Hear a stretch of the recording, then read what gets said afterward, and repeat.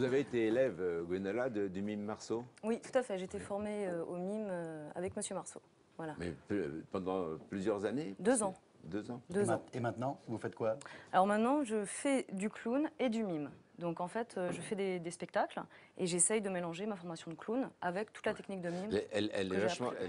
Florine disait c'est la quête de soi. Oui, j'ai entendu, c'est très intéressant. Vous êtes d'accord? Je suis absolument d'accord. C'est une analyse permanente, le clown. Absolument. C'est très violent, c'est très très violent. Les gens pensent que c'est très simple et très ludique, mais c'est très profond. Oui, absolument. Ouais. Le plus important, c'est quoi? C'est l'expression corporelle?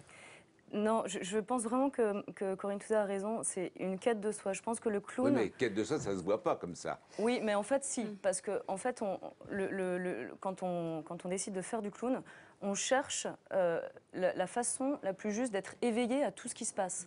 Et le clown, c'est le personnage par excellence qui rebondit à tout ce qui se passe. Donc ça veut dire qu'il est en éveil, il est en conscience permanente des choses.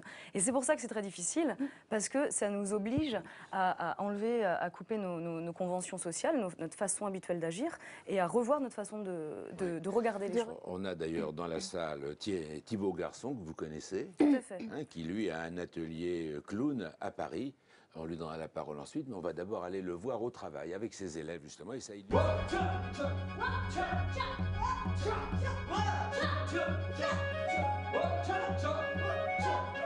J'ai une amie qui a fait du clown un jour. J'ai dit bon, le clown, mais c'est quoi?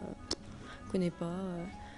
Bon ben, vas-y, banco, pourquoi pas, on fait un cours d'essai. Et on est arrivé là-dedans, on a vu ces gens qui parlaient pas, qui faisaient beaucoup de gestes, de danse, etc. Et puis au final, ça fait 2 ans qu'on est là, quoi. C'est super enrichissant à tout point de vue, quoi. On se lâche, on oublie tous les soucis. Va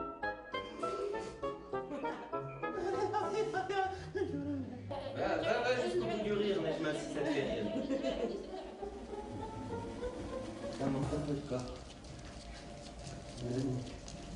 C'est un travail qui réclame une prise de conscience de son corps, une prise de conscience de ses mouvements.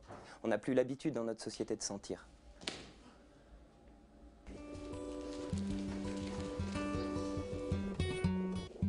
Je vais tout le temps dire à mes élèves d'être extrêmement sérieux dans le malheur qui leur arrive. Si on croit vraiment à la catastrophe que va produire le clown, là, d'un coup, il y a tout qui se réveille. La situation devient vraiment drôle.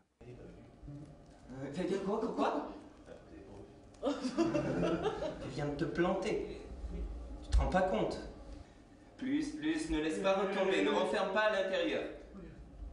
On cherche la vie sur scène. On cherche pas autre chose, hein. On cherche la vie et faire croire ce qui se passe sur scène aux gens. C'est ça la vie, c'est ça. Et là, tu es en train de rentrer dans quelque chose. Donc lâche les muscles du visage et va chercher les sensations dans ton corps, dans ta peau.